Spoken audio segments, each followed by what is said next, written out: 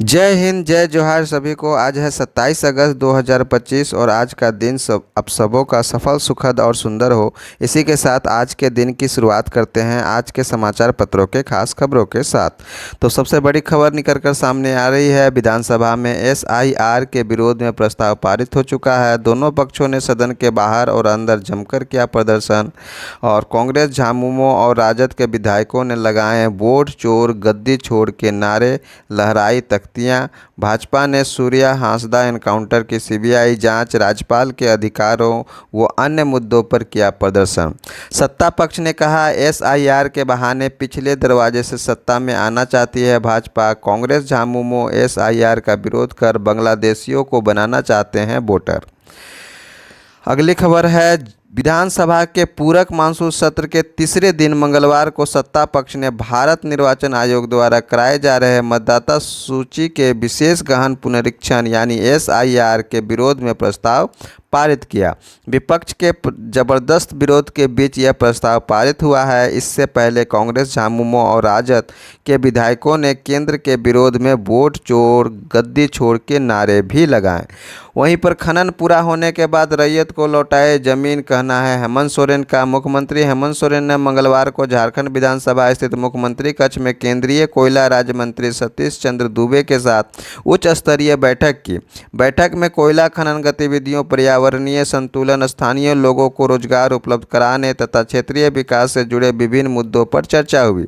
इस दौरान मुख्यमंत्री ने राज्य के हितों, खनन क्षेत्रों में स्थानीय लोगों की भागीदारी, रोजगार सृजन, पर्यावरणीय संतुलन तथा राज्य सरकार को मिलने वाले राजस्व से संबंधित विषयों को प्रमुखता से रखा। मुख्यमंत्री ने स्पष्ट कहा कि खनन कार्य संपन्न होने जाने के उपरांत जमीन को भारत सरकार राज्य सरकार को वापस करे ताकि उस जमीन को मूल रैयतों को लौटाया जा सके। अगली खबर की ओर चलते हैं तो हर बार भारतीय के जीवन का मंत्र होना चाहिए स्वदेशी, कहना है मोदी जी का। और भारतीय उत्पादों पर अमेरिका में लागू हो रहे 50% टैरिफ से एक रोज पूर्व प्रधानमंत्री नरेंद्र मोदी ने एक बार फिर से स्वदेशी और मेक इन इंडिया पहल को रेखांकित करते हुए कहा कि हर भारतीय के जीवन का मंत्र स्वदेशी होना चाहिए। उन्होंने लोगों से केवल स्वदेशी उत्पाद खरीदने का अनुरोध किया। कहा यह महत्वपूर्ण नहीं कि निवेश कौन कर रहा है, बल्कि महत्वपूर्ण यह है कि उत्पाद बनाने के लिए मेहनत भारतीयों की होनी चाहिए। साथ ही उन्होंने कहा कि केंद्र सरकार की मेक इन इंडिया पहल से वैश्विक और घरेलू निर्माताओं के लिए अनुकूल वातावरण तैयार किया है। पीएम मोदी बोले स्वदेशी का मतलब पैसा भले ही किसी का भी लगा हो मगर उसमें मेहनत भारतीयों की हो।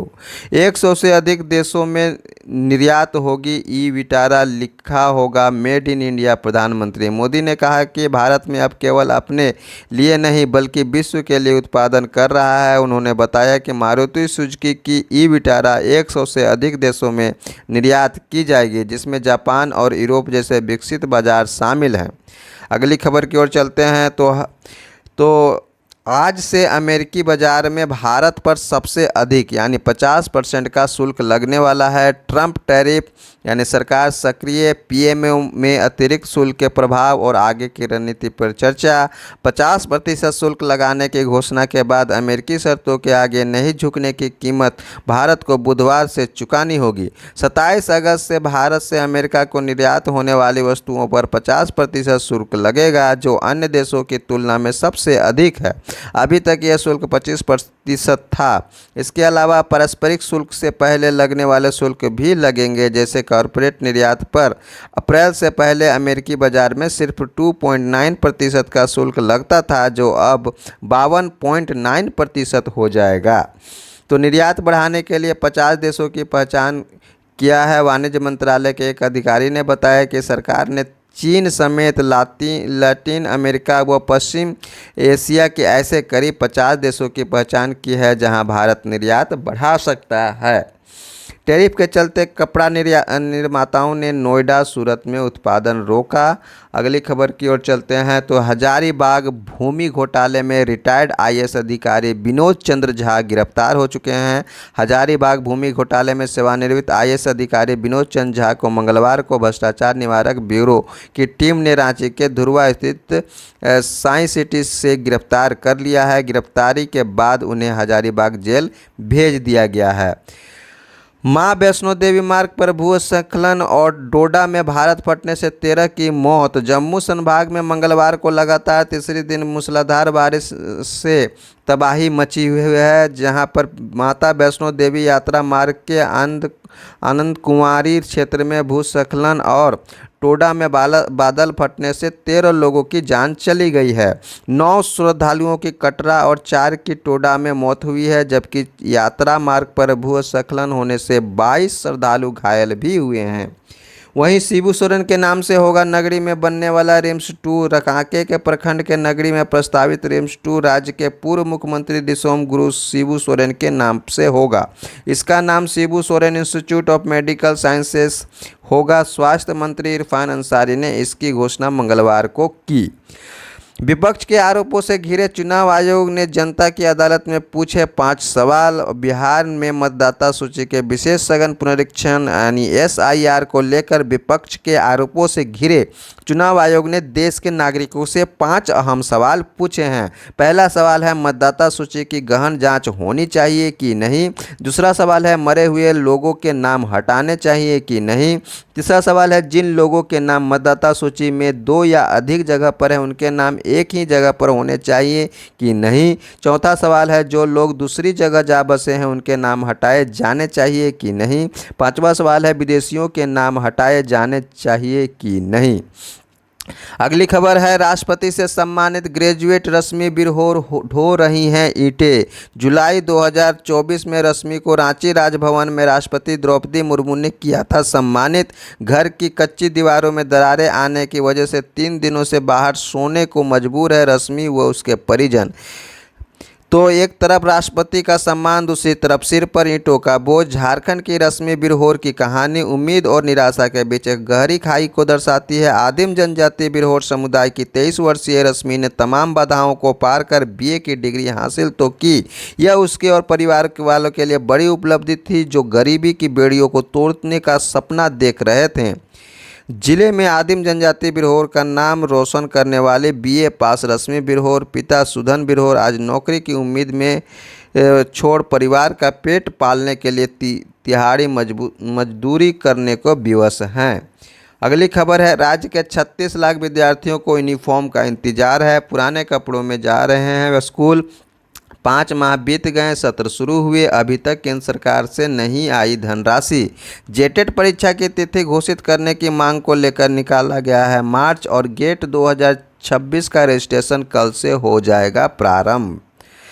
तो ANM नियुक्ति के लिए मैट्रिक में 45% अंक की अनिवार्यता खत्म हो गई है और करम पूजा की तैयारी में छात्राओं ने उठाया जावा और सहायक आचार्य नियुक्ति मामले में प्रदेश सरकार और JSSC से मांगा जवाब। सरकार करेगी कुलपतियों की नियुक्ति, राज्यपाल की भूमिका सीमित। विधानसभा में 5 विधेयक ध्वनि मत से पारित, भाजपा विधायकों की आपत्तियां खारिज। जायसवाल ने विधेयक को प्रवर समिति में भेजने की रखी मांग। झारखंड तमाम विश्वविद्यालय में कुलपतियों की नियुक्ति अब राज्यपाल नहीं करेंगे बल्कि सरकार की अनुशंसा पर ये नियुक्तियां की जाएंगी। इसके लिए राज्य सरकार ने विधानसभा में झारखंड राज्य विश्वविद्यालय विधेयक 2025 को पारित कराया है। इस विधेयक से शिक्षा का राजनीतिकरण का आरोप लगाते हुए भाजपा विधायक नवीन जायसवाल ने विधेयक को प्रवर समिति में भेजने की मांग व संशोधन को लेकर प्रस्ताव दिया है। वहीं पर दूसरा विधेयक में है कोचिंग सेंटरों पर अंकुश और बांधा गया नियमों के दायरे। विधानसभा में मंगलवार को झारखंड कोचिंग सेंटर नियंत्रण एवं विनियमन विधेयक ध्वनिमत से पारित हो गया। गिग वर्करों का ख्याल रखेगी सरकार। वहीं पर मनमाना शुल्क लिया तो निजी शिक्षण संस्थाओं को देना होगा 20 लाख रुपए का दंड। और मांझी में शादी का प्रलोभन देकर युवती का किया यौन शोषण, गिरफ्तार। शादी के बाद भी बरकरार रहा प्रेम संबंध, थाने में दर्ज की गई प्राथमिकी।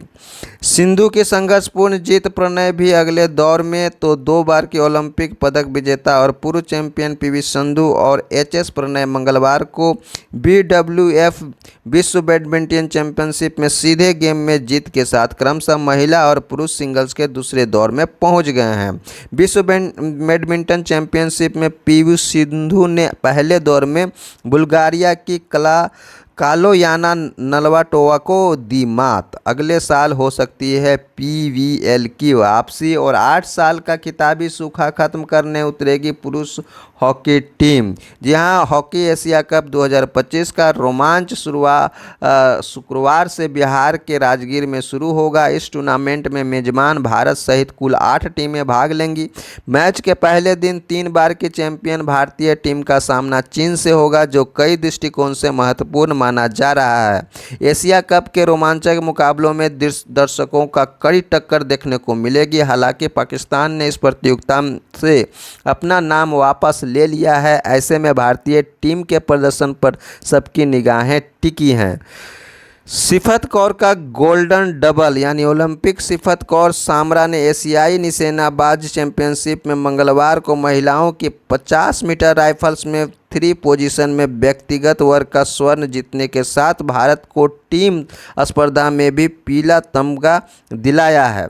फीडे शतरंज विश्व कप गोवा में 30 अक्टूबर से होगा। टूर्नामेंट में विश्व चैंपियन डी गुगेस, मैग्सन कार्लसन और आर प्रज्ञानंद सहित 206 खिलाड़ी हिस्सा लेंगे।